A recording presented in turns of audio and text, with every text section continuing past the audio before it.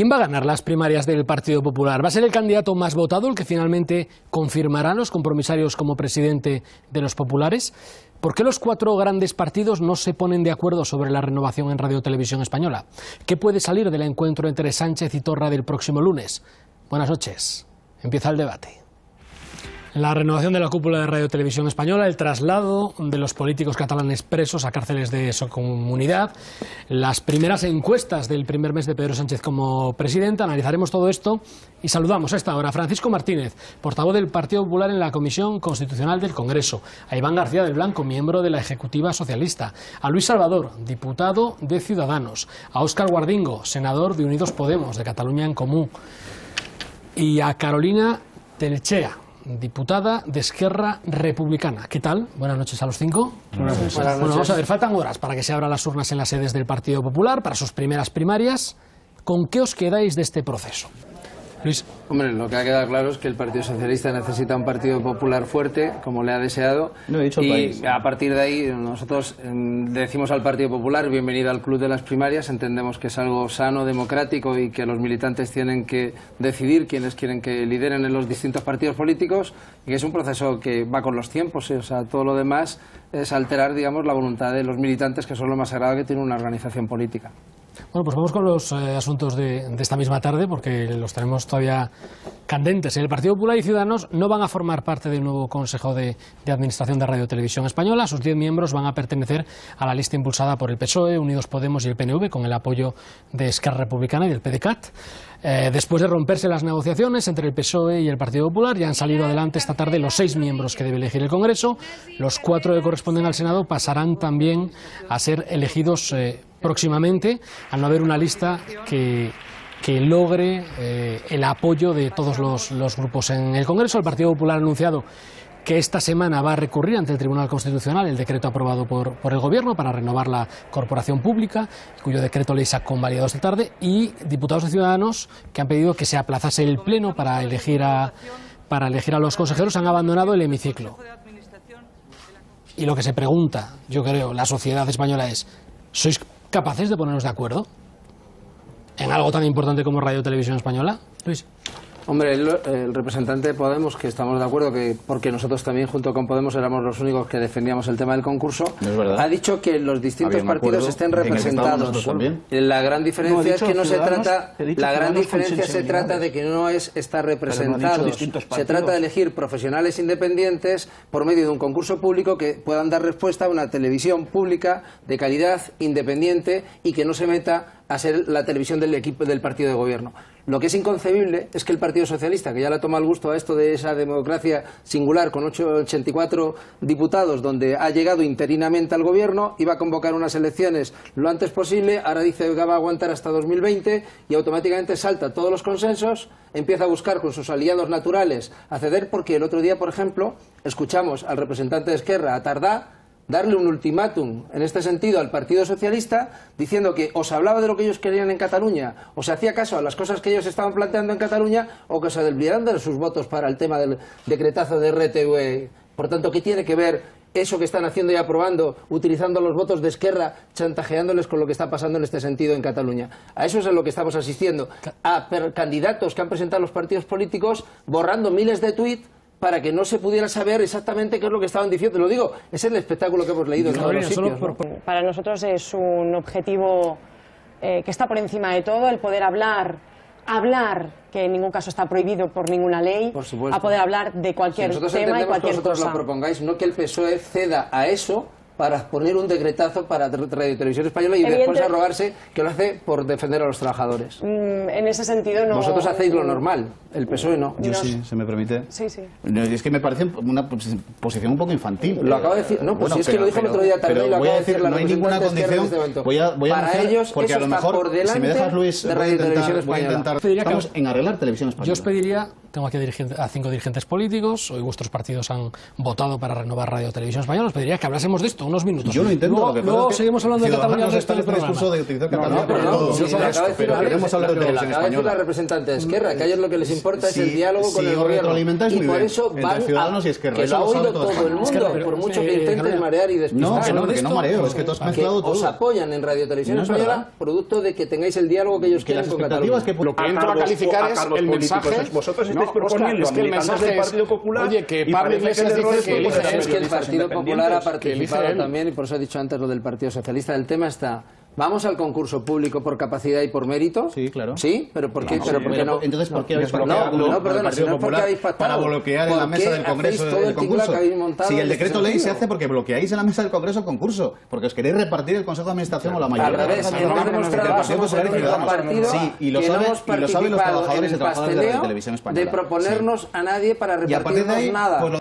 Creíamos para nosotros prioritario poder desbloquear esta situación y poder dar una salida, aunque sea provisional, hasta que podamos conseguir ese concurso público tal y como los trabajadores vienen pidiendo. Imagino que igual que en TV3 pronto, en sus pantallas, ¿no? No tiene nada que ver. Si lo digo por conocer también, ¿me entiendes?, los planteamientos sobre la televisión pública. Porque si son los que estáis practicando en TV3, ese planteamiento, ¿me entiendes?, me extraña que lo estéis poniendo en la televisión española, cuando acabas de decir en la intervención inicial que lo que a vosotros os importaba, que lo dejó clarísimo el otro día el señor Tardá, era la agenda que vosotros tenéis pactada con Pedro Sánchez por debajo para intentar impulsarla. Bueno, no hay ninguna agenda, y creo que está claro. No hay ninguna agenda, aquí hay muchos fantasmas, yo creo. No, para nada. El objetivo que tenemos es la despolitización definitiva de Radio Televisión Española.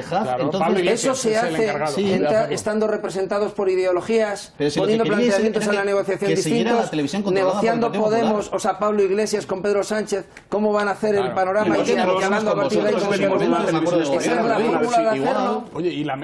escuchando a vosotros hemos llegado a una conclusión, y a la conclusión es que de momento no os vais a poner de acuerdo, ¿eh?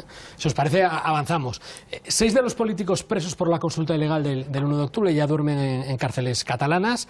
El ex vicepresidente de la Generalitat, Oriol Junqueras, el ex conseller Raúl Romeva y los Jordis, Sánchez y Cuixart, han sido trasladados de la prisión de Lledoners en Barcelona, y la expresidenta del Parlament, Carmen Forcadell, y la exconsellera Dolors Bassa a la de Figueras, en Girona. Tanto el presidente de la Generalitat como el Gobierno de la Nación comparten que esta es una medida derivada del cumplimiento de la ley y no forma parte de ninguna negociación. ¿Compartís este planteamiento? Y luego hablaremos de ese primer encuentro entre Pedro Sánchez y Quim Torra del próximo lunes, pero antes sobre el traslado de los presos. Luis. Una cuestión es, ¿el paso que se ha dado es ilegal? No. ¿Forma parte del acuerdo de Pedro Sánchez y el Partido Socialista con el Gobierno de la Generalitat? Sí. ¿Cómo que no? Si perdona, en el momento en el que se rompe el principio de igualdad de trato a todo el resto de presos, ¿me entiendes?, se está produciendo una discriminación. Por contrario, que además, qué casualidad que sabíamos que eso se iba a producir y se estaba anticipando antes, porque además era una petición precisamente de ellos. Y era una petición que estaban poniendo como condición. Las mismas personas, que siguen hablando, ¿me entiendes?, de no haber perdido la hoja de ruta del 1 de octubre, que siguen manteniendo, ¿me entiendes?, su intención de la independencia, que no van a olvidarse, ¿me entiendes?, de los pactos.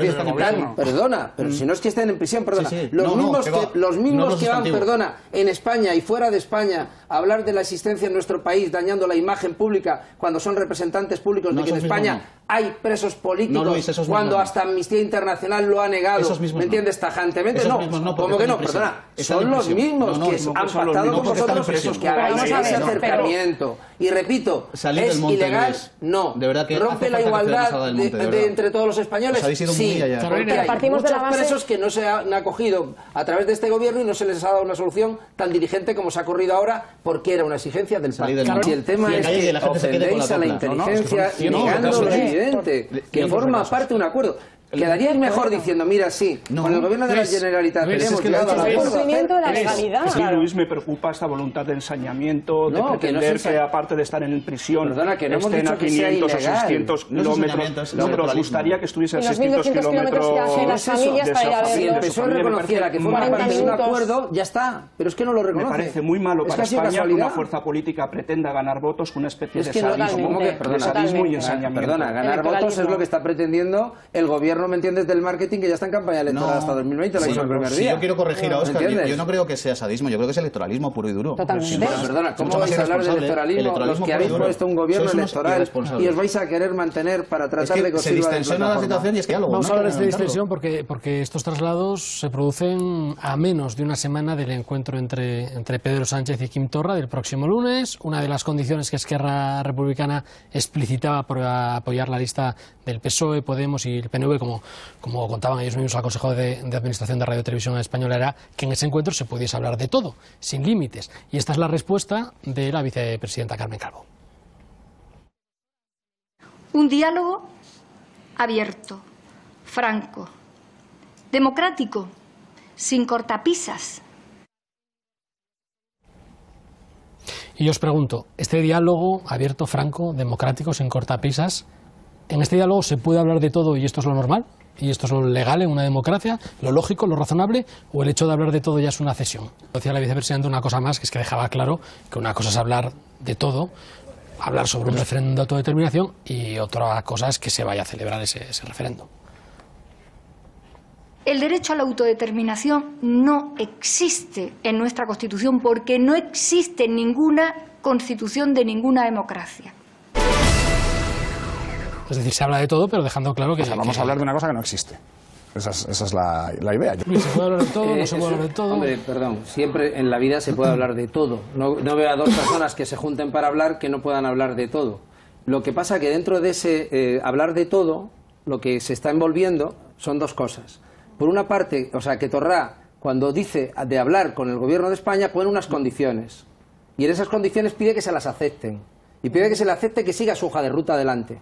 Y piden que se le acepte que van a seguir trabajando por los mismos objetivos políticos por los que ya hay varias personas que están en la cárcel. Porque no están en la cárcel porque hubo un desencuentro, están en la cárcel porque se saltaron la legalidad, cuando estaban avisados perfectamente de lo que podía suceder si se saltaban las leyes. Están en la cárcel porque dieron una declaración unilateral de independencia que suponía un golpe de Estado. Todo eso ha sucedido y eso es lo que Torra le está diciendo a Pedro Sánchez que significa hablar de todo. Y cuando estamos hablando de hablar de todo, hay algo que se olvida en este momento Pedro Sánchez, porque está pasando igual también en Euskadi, si queréis que después mencionemos también el distinto trato que se está dando a unos que a otros, ¿vale? El hablar de todo no significa olvidarse de ese más del 50% de catalanes que no son independentistas. Porque hasta ahora, tradicionalmente, en Cataluña, hablar con un gobierno independentista o nacionalista suponía olvidarse de que se respeten allí los derechos de todo el resto de españoles que también son catalanes y que son españoles.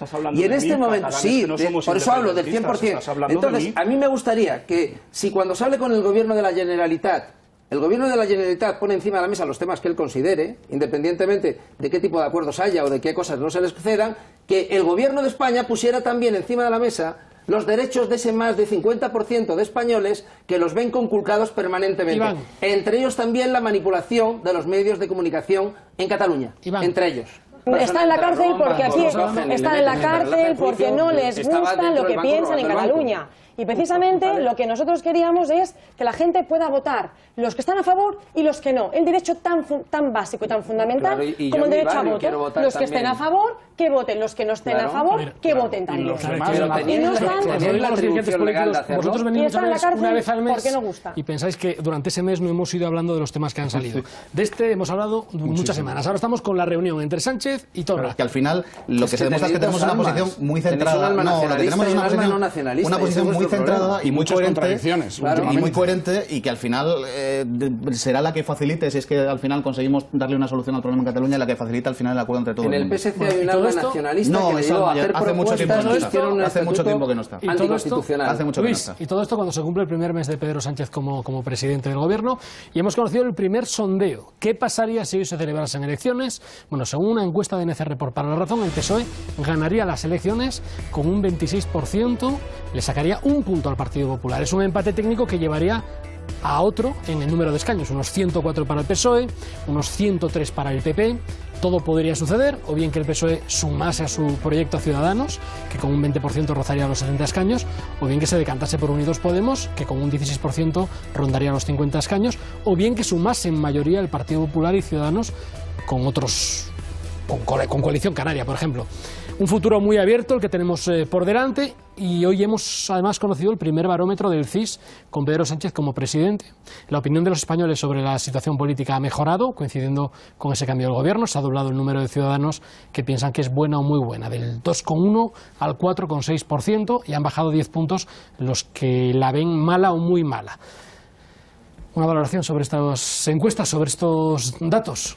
Hombre, las encuestas, como decimos, siempre son encuestas y marcan tendencias, pero desde luego que Podemos le parezca bien que las encuestas le bajen a 50 diputados, le dejen un 16%, me parece que están empezando a castigar también chalés, etcétera, y tal, y contradicciones. Por tanto, yo creo que esta encuesta le podría satisfacer medianamente a todos, hasta a Ciudadanos en este momento, puede dar un salto a 70 diputados, no está tan mal ahora mismo, ¿no? Y más estando el gobierno en luna de miel. Pero me parece que Podemos no podría estar muy contento. Pero lo que me hace gracia es que después has metido el CIS.